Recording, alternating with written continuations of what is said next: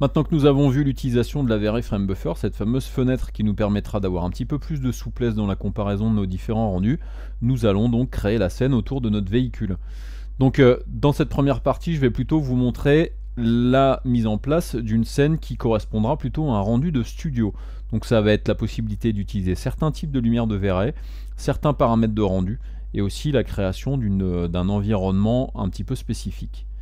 Donc, maintenant que nous avons paramétré tout ça, donc là si je veux cliquer sur le rendu, je vous rappelle, vous avez la possibilité donc de venir cliquer ici, soit d'utiliser F9, soit sinon si vous avez fait comme moi, c'est-à-dire vous avez affiché la nouvelle partie d'icône ici, donc de raccourci spécifique aux outils de V-Ray, vous avez ici cette icône là qui vous permet de lancer le rendu. Bien entendu, lorsque cette V-Ray Frame Buffer arrive, vous pouvez arrêter le rendu en cliquant sur Stop ici.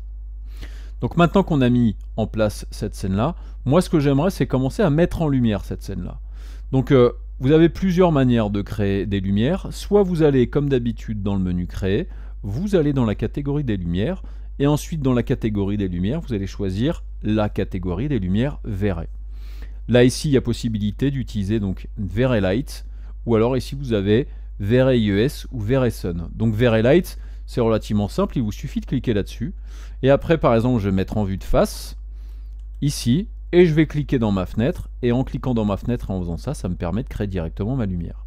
Après, je fais un clic droit pour désélectionner. Je me remets en vue de perspective en appuyant sur P.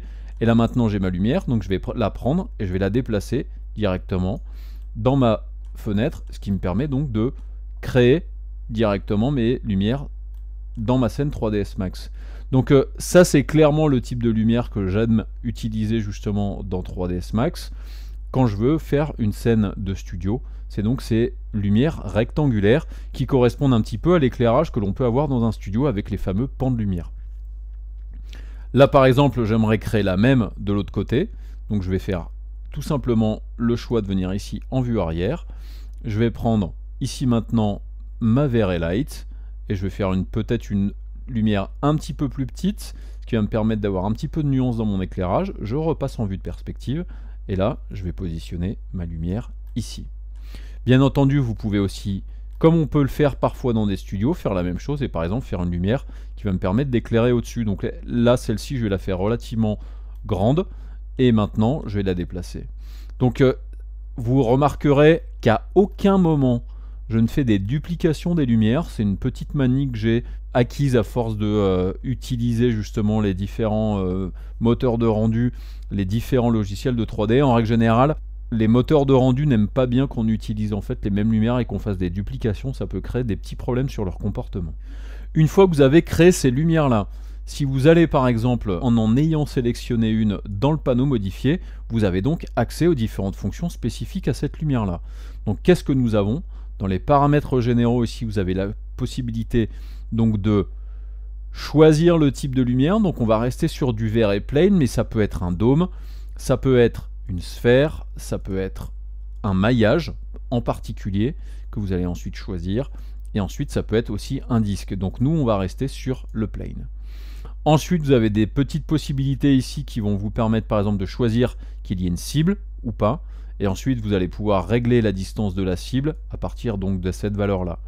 Vous avez la possibilité de faire en sorte que dans le viewport, il y ait une couleur qui soit plutôt de telle ou telle couleur. Donc je peux choisir par exemple que ça soit vert. Donc si je la désélectionne, vous voyez, du coup je peux avoir donc une couleur spécifique. Alors que si je ne coche pas cette option-là, elle reste jaune. Je peux choisir aussi qu'il y ait le texte qui va me permettre d'avoir le nom de la lumière, ce qui peut être pratique aussi. Ensuite, vous avez ici quelque chose qui n'est pas négligeable, c'est l'unité dans laquelle nous utilisons ces lumières-là. Donc par défaut, vous êtes en défaut image avec un multiplicateur spécifique. Ensuite, vous pouvez choisir que ce soit par rapport à une unité spécifique à des valeurs plus ou moins réelles. Moi, en règle générale, ce que j'ai l'habitude d'utiliser, c'est la valeur LM, qui est la valeur de lumen, par exemple. Donc là, par exemple, elle a l'air d'être assez forte. Je vais plutôt lui mettre une valeur de 5000. Et je peux choisir d'éclairer comme ceci. Alors, petite chose que je pourrais faire, c'est d'ailleurs décider de faire un rendu. Donc je vais cliquer, et on va regarder ce que ça donne au niveau de mon rendu. Et là, vous voyez qu'effectivement, vous voyez au niveau de l'éclairage, on est dans quelque chose qui est complètement différent de ce que nous avions tout à l'heure. Donc on voit par exemple ici au rendu que les lumières de V-Ray sont visibles Donc ce qui peut être intéressant dans certaines scènes, dans d'autres cas ça pourra peut-être vous poser des problèmes au niveau de rendu. Donc je vous montrerai où est-ce qu'on peut désactiver cette fonction-là. Donc je stoppe le rendu et je ferme ma fenêtre. Bien entendu, chacune des lumières ici, si je me positionne à peu près comme ceci, vous allez remarquer que toutes les lumières effectivement éclairent de cette manière-là. Donc si vous voulez pouvoir régler vos différentes lumières, il vous suffit donc de les sélectionner, décider par exemple de mettre tout en lumen. Donc je vais la mettre ici, je vais la mettre elle aussi en lumen. Donc on est sur des valeurs qui sont super fortes. Je vais peut-être mettre 10 000. Celle-là, je vais mettre 15 000, puisqu'a priori, il faut peut-être les pousser un petit peu plus. Je vais mettre 20 000 ici, et je vais cadrer un petit peu plus, et je vais regarder ce que ça donne. Alors par contre, pour que peut-être on ait un rendu qui soit peut-être un petit peu plus intéressant, je vais peut-être choisir justement d'afficher une fonction spécifique à la fenêtre de la fenêtre de visualisation, la fenêtre de travail. C'est donc dans le nom de la perspective ici, vous allez afficher la zone d'image valide. Donc c'est déjà affiché, pardon, excusez-moi, j'avais pas fait gaffe, elle était tellement proche de l'origine. Donc c'est cette fameuse fonction qui permet d'avoir ce cadrage jaune et qui vous permet de savoir quelle est exactement la zone dans laquelle vous faites le rendu. Donc là c'est plus flagrant comme ça. Donc effectivement, là je pourrais par exemple choisir voilà, un angle de vue différent, ce qui me permet d'avoir un rendu un petit peu plus intéressant. Donc vous avez vu, ces lumières rectangulaires donnent un éclairage qui est vraiment intéressant, et on a tout de suite quand même quelque chose qui est relativement doux, qui est plutôt sympathique, et qui nous donne vraiment une ambiance intéressante tout de suite, sans être obligé de passer des heures et des heures sur le rendu. Donc les caractéristiques de ces lumières-là, c'est cette capacité à avoir des ombres douces, comme c'est le cas ici dans cette partie du rendu, vous voyez ici derrière la plaque. Par contre, en contrepartie, comme vous avez des ombres douces, vous avez souvent cette espèce de bruit que nous voyons justement dans les ombres. Regardez ce que nous avons ici. Et c'est notamment en allant régler les différents paramètres de rendu que nous pourrons voir justement quelles sont les fonctions qui nous permettront d'enlever ce bruit.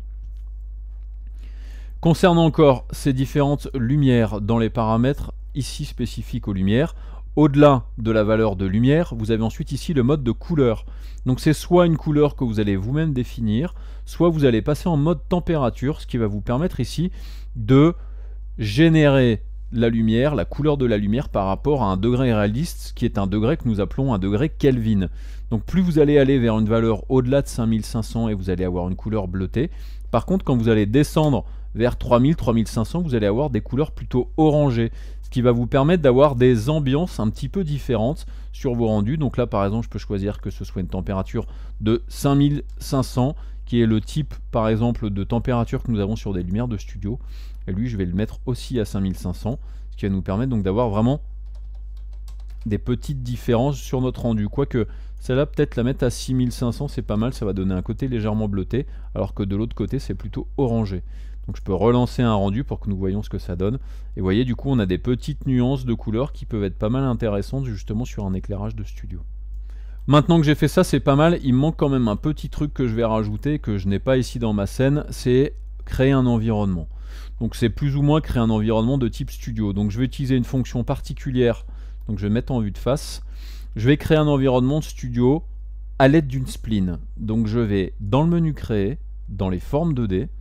Dans les formes 2D, ce que je vais faire, je vais prendre le rectangle, et avec le rectangle, je vais le tracer directement dans ma fenêtre, comme ceci, ici, et je vais choisir de mettre rapidement des valeurs de coin pour avoir justement, comme dans des studios spécifiques de photos, ces espèces d'arrondis qui vont permettre d'éviter d'avoir des transitions un peu trop violentes entre les différentes surfaces justement de mon studio, c'est-à-dire entre le sol, le mur et le plafond. Donc en utilisant cette fonction là, ça me permet de créer des arrondis. Par contre, ce que je vais faire rapidement, c'est aller dans le panneau modifié, je vais aller dans les paramètres d'interpolation et je vais lui demander d'être en adaptatif, ce qui va me permettre d'avoir les plus beaux arrondis ici justement sur ma surface. Maintenant que ça c'est fait, je vais bien le penser à l'appeler studio. Je vais repasser en vue de perspective, donc là maintenant j'ai mon studio ici créé.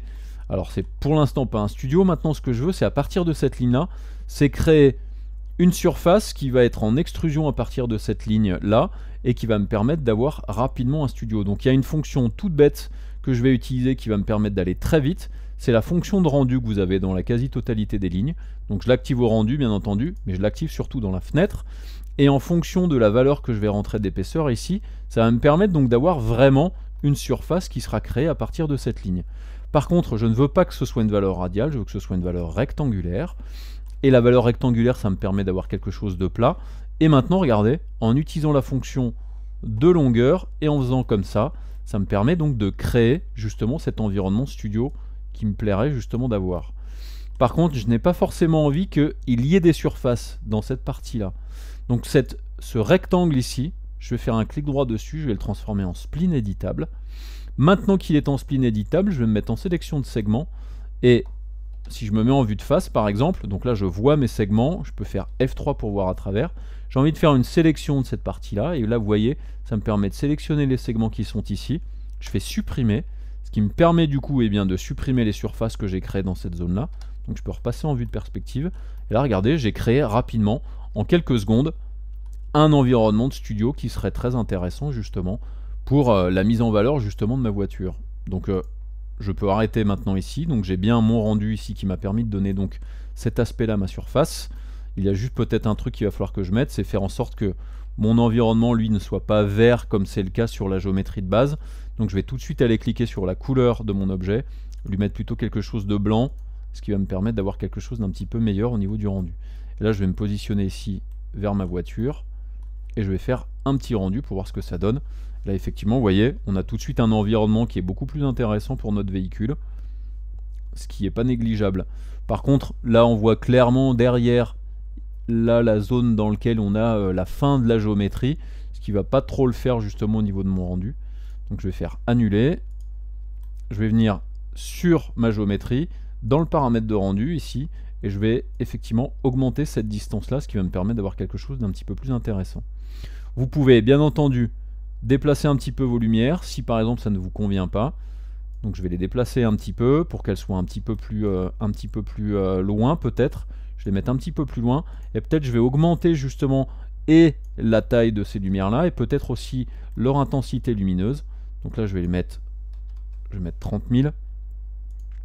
Là je vais peut-être mettre 30 000 aussi.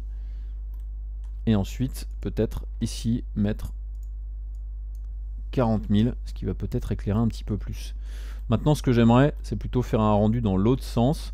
Donc là j'ai la quasi-totalité des géométries de ma voiture qui sont pas forcément dans le bon sens. Ce que je vais faire, je vais me mettre en mode filaire, je vais sélectionner tous les éléments de la voiture et je vais faire un groupe avec. Donc je vais dans le menu groupe, je fais grouper et je vais l'appeler voiture. Ce qui va me permettre maintenant de tourner ma voiture. Donc je prends l'outil de rotation, je repasse en mode texturé donc avec F3 et avec la rotation ici activée en bascule à l'accrochage, ça va me permettre d'aller tous les 5 degrés et tourner ma voiture pour avoir du coup la voiture plutôt dans le bon sens. Donc je vais me mettre à peu près ici pour choisir vraiment mon angle de rendu et je vais lancer le rendu pour qu'on voit un petit peu ce que ça donne. Donc là effectivement on a un petit rendu sympa, plutôt effectivement orienté studio, ce qui va nous permettre de mettre vraiment en valeur notre voiture. On a fini avec cette mise en place de notre studio et de nos lumières, on va passer à la suite, à tout de suite.